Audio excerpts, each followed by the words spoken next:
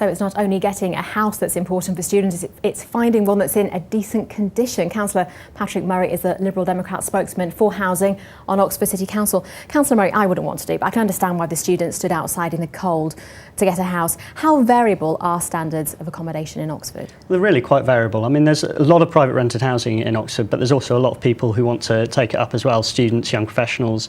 Also in the credit crunch, more and more people are renting rather than buying. So there's a large number of people, and we get around at the council around about 1,000 complaints a year in private housing, and that's just the tip of the iceberg, really.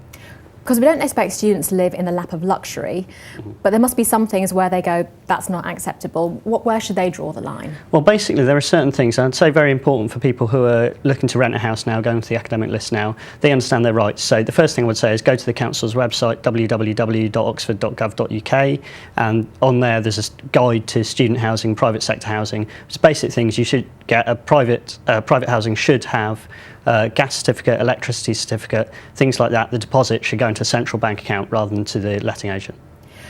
And what do people do if landlords won't address problems? Say there's a gas leak in the house, the landlord won't get it sorted out. What do they do? Well, if the landlord, the first thing to do is go to the landlord, obviously. A gas leak, you probably want to contact the gas board pretty quickly. But I'd also say contact the Environmental Health Department. They can sort it out. And you can also do it confidentially if you're worried about, any repercussions from that.